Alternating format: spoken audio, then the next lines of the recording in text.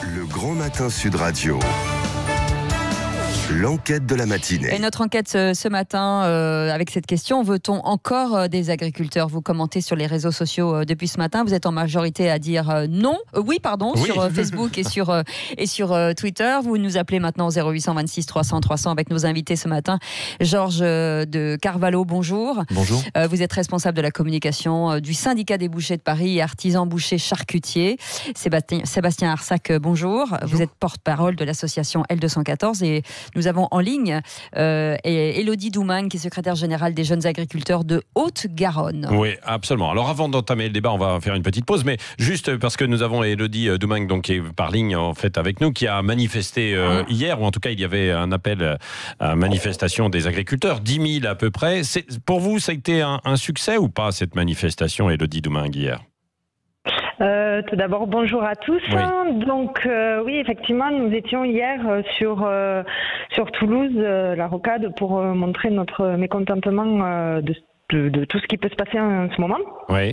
Donc, notamment au niveau de l'agribashing qui est de plus en plus présent. Oui, parce que ça, vous le ressentez vraiment, cet agribashing. Vous, au quotidien, il y a des gens qui viennent vous interpeller, vous en parler ou pas? Alors, moi personnellement, personne n'est jamais venu m'embêter pour me dire quoi que ce soit. Ouais. Je discute beaucoup avec mon entourage pour expliquer dans quelle situation on se trouve aujourd'hui et que on se retrouve malgré tout dans une impasse, dans une totale incohérence gouvernementale. Ouais. Puisqu'aujourd'hui, dans notre profession, on nous reproche certaines pratiques qui aujourd'hui sont quand même faites ailleurs, où on retrouve malgré tout dans notre pays, fait par d'autres personnes. Donc à un moment donné, si on met tout le monde sur le même piédestal et on peut construire, ouais. Mais il ne faut pas reprocher à une profession ce que certains particuliers aujourd'hui sont capables de faire. Ouais. Bon, on va en parler avec vous et puis nos invités, Georges de Carvalho et puis Sébastien Arsac dans un instant sur Sud Radio. Évidemment. Et vos appels au standard 0826 300 300. Restez avec nous, il est 9h27. Le Grand Matin Sud Radio. L'enquête de la matinée. Et notre enquête ce matin, veut-on encore des agriculteurs? Vous êtes en majorité, bien entendu, à dire oui. Et Béatrice Delarance nous dit « Je suis hallucinée de voir que certains ont répondu non à ce sondage ». Jean Pellou nous dit « Par contre, une autre agriculture est possible et souhaitée, une agriculture respectueuse de l'environnement et des consommateurs ».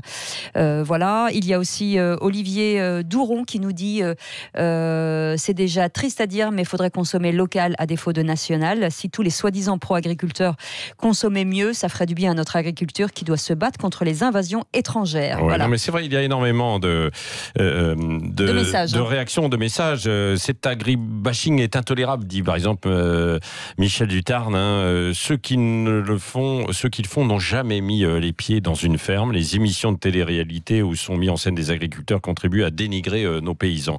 On passe au standard. On va passer au standard avec Frédéric Dantib dans un instant, peut-être Frédéric, parce que je voudrais bien avoir l'avis quand même de Sébastien Arsac et Georges Carvalho. Sébastien Arsac, donc vous êtes porte-parole de l'association L214, donc vous luttez contre la maltraitance animale. Est-ce que vous aimez, vous, et est-ce que vous voulez encore des agriculteurs quand même demain? Évidemment, mais je pense qu'il ne faut pas mettre... dans l'agriculture, en fait, nous, quand on fait des enquêtes, par exemple, dans les élevages, c'est l'élevage intensif. C'est-à-dire qu'il y a des éleveurs qui font de l'élevage paysan en mode extensif. Il y a des éleveurs qui sont embarqués dans une production intensive. Par exemple, je pense aux éleveurs porcins, 95% élèvent les cochons dans des bâtiments fermés sur caillebotis. Et il y a des maraîchers. Et on a besoin des agriculteurs, évidemment, pour se nourrir. Après, c'est comment est produit la nourriture, et le problème est là. Et du coup, il y a des syndicats qui essayent de faire un paquet avec tout ça et d'essayer de dire qu'il y a un dénigrement de l'agriculture, alors qu'en fait, il y a des problématiques qui sont soulevées par des associations, par des mouvements paysans, par des consommateurs qui sont légitimes, je crois. Et du coup, le fait d'attaquer comme ça en disant on fait de l'agribashing sur l'élevage, ça évite de poser des questions de fond sur la manière dont on produit nos aliments aujourd'hui. Oui, Georges de Carvalho, finalement, vous êtes un peu d'accord, j'imagine, avec lui, non? Ça dépend sur quel point non, mais en tout cas sur ce qui est sur ce qu'il y a une seule façon. Il y a plusieurs agricultures, il y a plusieurs façons d'élever. Ça c'est la diversité de la France. Et je pense que aujourd'hui, la France est un des pays les plus vertueux en termes d'élevage, d'agriculture. On est peut-être les mieux disants. Il ne faut pas oublier que la France, aujourd'hui, et je parle pour les éleveurs, mais aussi les agriculteurs, on a inventé la sécurité alimentaire. Je crois qu'on l'oublie un peu trop. Et on nous demande, on est un pays un peu schizophrène, parce que d'un côté, on a un État qui nous demande des choses impossibles aux agriculteurs et aux éleveurs, et d'un autre côté, qui vont signer des accords commerciaux avec des pays exotiques, et qui nous disent d'un côté, demandez à vos éleveurs et à vos agriculteurs de vous donner quelque chose de sain, de formidable, à pas cher, et à côté, ils nous proposent des deals qui sont inacceptables. Et moi, je me mets à la place des agriculteurs. Avant tout, ce sont des chefs d'entreprise, ce sont des petites exploitations. Ils nourrissent la France. Enfin, faut se réveiller un petit peu. Nous, on est dans nos voitures, dans nos cocons urbains. Quand on a notre bol de céréales, il y a des mecs qui travaillent toute la nuit, qui prennent pas de vacances, qui n'ont pas de salariés, et qui, dès le début de l'année, ils savent qu'ils vont pas gagner d'argent. Alors, moi, je demande aux Français, est-ce que vous vous levez le matin en vous disant, tiens, je vais aller bosser et je vais donner un peu d'argent à mon patron? Je suis pas sûr, en fait, parce que là, encore une fois, vous mettez tout le monde dans le même sac, c'est-à-dire qu'au niveau, aujourd'hui, il y a des problèmes.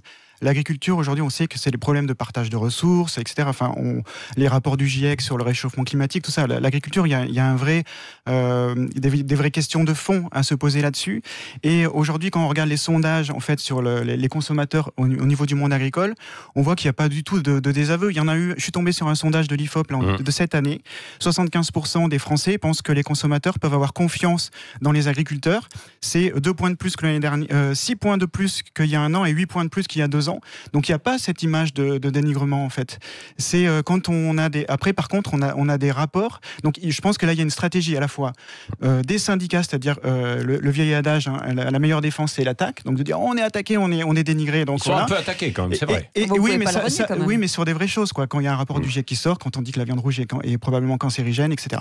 Mais quand... Là, je suis pas d'accord avec vous, parce que vous sortez une étude, moi je peux en sortir une autre. Oui, mais ça, c'est le centre officiel, sur les recherches sur le cancer. Mais c'est pas ça que je veux dire, c'est qu'à un moment donné, mais je veux dire, il y a des vrais problèmes. C'est ça que je veux pointer du doigt. Il y a des vrais problèmes. Il y a des vrais problèmes. Et il y a une vraie confiance des Français au niveau des agriculteurs. Mais il y a aussi, évidemment, un malaise évident. C'est-à-dire que cette stratégie des syndicats, elle rejoint un malaise aussi des éleveurs. C'est-à-dire qu'on a 3 fois plus de suicides que dans les autres professions. Bien sûr, un suicide par jour. Voilà, et c'est l'agriculture aujourd'hui, l'élevage aujourd'hui est sous perfusion. C'est-à-dire que chaque année, on a des crises. Mais les crises, elles sont liées au mode d'élevage aujourd'hui, c'est-à-dire qu'on est dans un élevage aujourd'hui qui n'est pas durable. On est dans un mode d'élevage qui n'est pas durable du tout, c'est-à-dire qui dépend des importations. Par exemple, quand on parlait encore des incendies sur la forêt amazonienne, la France est un des premiers pays européens à importer du soja du Brésil. 63% de la déforestation... Avant, ça venait des États-Unis et ensuite c'est venu du Brésil. Voilà, c'est ça. Donc il y a quand même des vrais soucis à ce niveau-là et on doit pouvoir les poser honnêtement avec toute franchise et débattre. Mais il n'y a pas un désamour, en tout cas des Français, par rapport aux éleveurs. Les sondages le disent très franchement. Georges de Carvalho, et puis ensuite on va aller au standard. Moi, ce que je voudrais dire, c'est qu'effectivement, moi personnellement, je vois, et dans nos commerces, les gens sont très contents de savoir qu'on travaille, qu'on connaisse nos éleveurs, qu'on les visite, qu'on connaisse nos abattoirs, qu'il y ait une vraie proximité. Ça, c'est vrai chez les petits artisans. Moi, je parle pour les petits artisans. Non, parce que la plupart des gens vont acheter, malheureusement, aussi leur viande, en fait, de barbac, en fait, dans les grandes surfaces. Voilà, j'aime pas ce mot, la barbac, parce qu'il y a un vrai travail derrière. Non, mais je dis ça volontairement, parce que, effectivement, on ne sait pas ce qu'on trouve dans les grandes surfaces, souvent. Voilà, alors, quand c'est pas du français, effectivement, je suis complètement d'accord. Je sais qu'on a aujourd'hui... C'est français aussi. Il faut qu'on ouvre les yeux, quand même. Il faut qu'on balaye aussi devant notre porte. Je vais juste finir, pardon. Non, mais quand c'est pas français. Mais je n'ai pas fini mon propos, donc avant de voilà. Ce que je voulais dire, c'est que nous, on a des très bons rapports avec nos clients qui nous interrogent beaucoup, qui sont les premiers à aller au salon de l'agriculture, qui voyagent beaucoup, qui sont pour la plupart il y a plus de vrais Parisiens. Tout le monde vient de la province et vient de la campagne, donc tout le monde a une histoire à raconter là-dessus, et tout le monde a une petite Madeleine de Proust, et donc il n'y a pas de désamour. Je pense qu'il y a un désamour entre ce que nous ont dit les différents gouvernements, en tout cas aux éleveurs et aux agriculteurs, et la réalité du terrain. Il faut repartir quelque chose de basique. Vous avez parlé de pas mal de choses. Moi, ce que je voudrais partir, c'est le côté humain. Ce sont des gens qui sont dans des exploitations, qui sont souvent seuls. Et il faut se lever le matin, faut aller travailler, il faut aller gagner sa pitance. Et ce qui est compliqué, c'est de se dire de ne pas avoir les moyens de le faire, de ne pas gagner sa vie avec ça. Et en plus, d'avoir cette suspicion de dire « Ah, t'es un salaud, tu me donnes des trucs dégueulasses. » Ce qui est faux. Ce qui est complètement faux. Alors je ne sais pas par qui c'est orchestré, mais moi ce que je veux dire c'est que ils ont un total soutien de la part de tous mes confrères et on va les visiter assez souvent. Mais nous on sent qu'il y a du dépit et c'est dangereux. Oui, on va partir au standard. Avec Frédéric. Frédéric, vous êtes là ? Oui, Frédéric. Bonjour Frédéric, bienvenue sur Sud Radio. Oui, je voulais réagir parce que je voulais déjà rappeler qu'il y avait 4 millions d'agriculteurs en 1950, il y en a 400 000 aujourd'hui. Vous avez dit aussi, il y a un suicide par jour, là, vous avez répété ça, Patrick Roger. Donc, je voulais parler de l'origine de ce problème-là. On est dans l'Union européenne. Vous avez l'article 38 et 39 du traité sur le fonctionnement de l'Union européenne qui fixe comme objectif, un objectif de croissance en fait. C'est ça l'objectif de l'agriculture, c'est d'avoir 3% de croissance indéfiniment. En plus de ça, vous avez une commission européenne qui est non élue, qui signe des traités de libre-échange, TAFTA, CETA, Mercosur. Des traités d'ailleurs qui sont même appliqués avant d'avoir été adoptés, c'est incroyable. Alors quand on est à l'association L214, qu'on veut protéger le bien-être animal, qu'on veut prévenir l'industrialisation de l'agriculture, qui est en fait l'origine du problème, il faut accepter de remettre cette chose-là en cause. La FNSEA, elle a appelé à manifester, mais comme tous les syndicats confédérés, elle touche des subventions et donc elle ne critique jamais l'Union européenne, qui est pourtant l'origine du problème. Alors bien sûr, on entend parfois il y a les aides de la PAC qui sont là. Il ne faut pas oublier que la France est contributeur net au budget de l'Union européenne. Donc sortie de l'Union européenne, c'est évident qu'on pourrait donner plus aux agriculteurs, protéger les secteurs les plus fragiles, et puis favoriser les circuits courts, mettre en place des formes de permaculture, etc. Il y a un tas de solutions qui sont possibles et qui apporteraient une solution non seulement aux consommateurs, dont je suis, parce parce que tous mes amis, tous ceux que je connais on veut tous manger de mieux en mieux et puis sainement surtout, et puis ça apporterait aussi surtout bien plus de bien-être. Oui, c'est vrai. Alors Frédéric, je vais ajouter qu'on veut tous manger en fait sereinement et surtout qu'on veut tous manger aussi à pas cher bien souvent, parce que il y a une contradiction en fait torale. Bah oui, non mais il y a une contradiction en fait qui est terrible. On veut manger à pas cher, mais enfin tous les coûts induits, parce que là, je trouve que là on est vraiment dans le fond. En fait, c'est l'origine du problème, c'est la question des subventions, même et la FNSEA qui a été citée ici et qui est un syndicat qui est à la tête en fait de l'élevage français, qui est toujours élu majoritairement dans les élections, et développe ou a promu un élevage hyper productiviste. Ils ont même d'ailleurs accusé la Confédération paysanne, qui est un syndicat plus à gauche, qui défend plus une agriculture paysanne, de faire l'agribashing énormément aussi. Ils ont déjà ça. Il y avait une opposition contre un élevage industriel de cochons. Et ils ont accusé la Confédération paysanne, qui manifestait contre cet élevage à escoubès de cochons, de faire de l'agribashing. Et en fait, ce syndicat et puis les ministères de l'agriculture qui se sont succédés jusqu'ici, on l'a vu encore avec les États généraux de l'alimentation, sont au contraire toujours à essayer de vouloir soutenir ce modèle d'élevage hyper productiviste. Il va droit dans le mur. Et c'est vrai que 40% du budget de l'Union européenne, c'est des subventions. Là, j'ai un document pour dire que vraiment ça marche sur la tête. Il y a une aberration économique de notre modèle aujourd'hui. J'ai une publication du ministère de l'Agriculture qui dit que 90% des exploitations agricoles bénéficient d'au moins une subvention. Et en moyenne, c'est 33 200 € par an. Et pour les éleveurs bovins viande, c'est 45 700 €.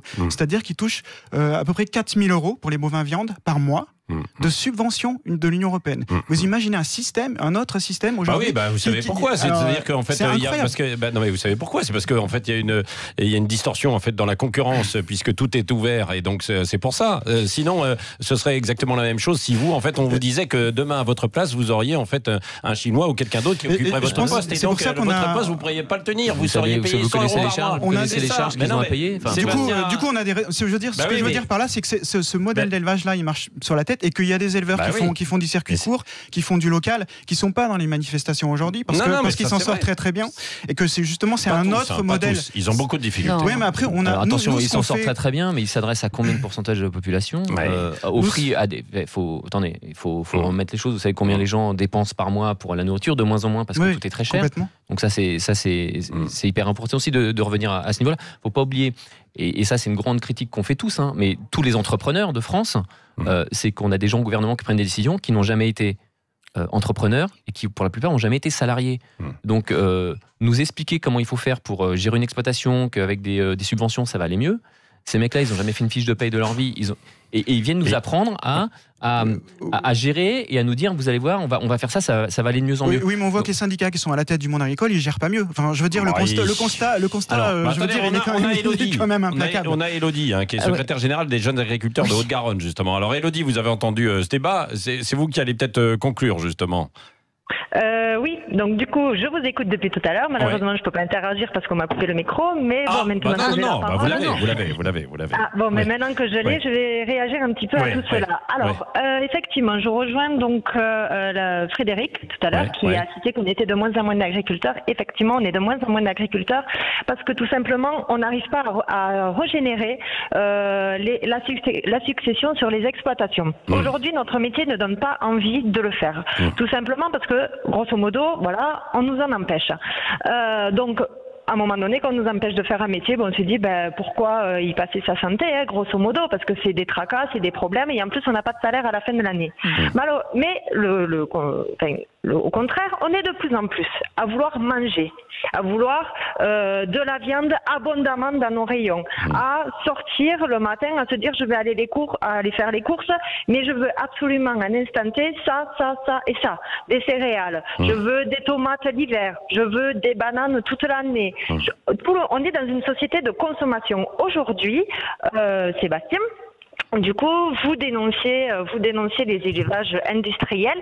Si on ne veut plus d'élevage industriel, il faut relancer les installations. Malheureusement, aujourd'hui, c'est un combat qu'on mène et qui est très difficile à régénérer justement des jeunes qui veulent s'installer. Ils n'ont plus envie. Donc, grosso modo, on est là, on bride de l'agriculture, on est contre l'élevage intensif. En France, je l'entends, il y a des pratiques parfois qui sont complètement intolérables, tout comme les gens qui ont des animaux chez eux, des particuliers, et qui ne sont pas capables d'en prendre soin, alors que nous, quand même, c'est notre revenu à la fin du mois.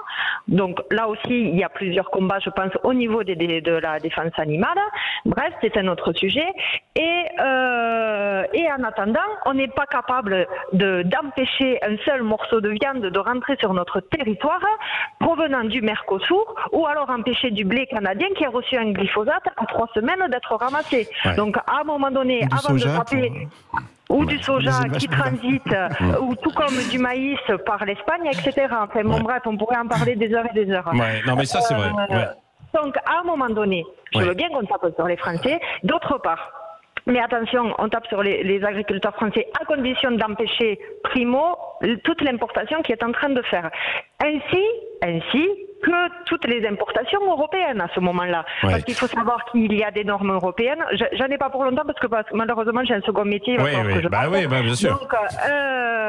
Donc du coup, il y a une réglementation européenne. Mais la France, par-dessus cette réglementation européenne, rajoute d'autres normes. Donc ça veut dire qu'ici, en France, on a toujours été habitué à vouloir laver plus blanc que blanc. Bon, très bien, on y arrive. Donc moi, je veux plus de viande Allemagne, je veux plus de viande d'Autriche parce qu'ils ne sont pas produits de la même manière que chez nous. On veut plus de céréales espagnoles parce qu'il y a des OGM. Bon, très bien. Donc aujourd'hui, il faut savoir le combat que l'on veut mener. Et pardon ? Non mais Sébastien Arsac, vous disiez oui. Non mais on va conclure en fait le débat. Mais je pense que vous êtes finalement d'accord un peu sur le fond, c'est-à-dire vous voulez plus de qualité. Après, Élodie, comme Georges de Carvalho, ils disent aussi il y a une réalité en fait économique.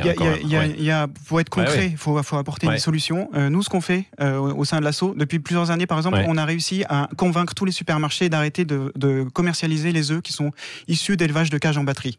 Ça veut dire qu'aujourd'hui, en 2025, tous les supermarchés vendront des œufs qui sont issus d'élevage plein air. Donc là, je veux dire, on a fait le barrage à l'élevage intensif et je pense que c'est là aujourd'hui qu'il faut aller. On est en train de faire le même boulot pour les élevages intensifs de poulets et comme ça, on barrera la route aux importations de pays où les conditions sont moins bonnes que celles en France. Mais bon, je pense pas que le cas de l'Allemagne soit à citer ou de l'Autriche parce qu'ils sont bien plus vertueux que nous là-dessus sur cette question pour le bien-être animal. Pas pour le bien-être animal, en tout cas. Mais bon, c'est un autre débat. En tout cas, je pense qu'on peut, de traçabilité, on peut demander aux supermarchés, en tout cas, de faire cet effort-là, et on arrivera à transformer la filière aujourd'hui en France. Merci à tous d'avoir participé beaucoup, en fait à ce débat. Évidemment, on veut tous en fait des agriculteurs et puis de la qualité, mais c'est difficile et ça viendra.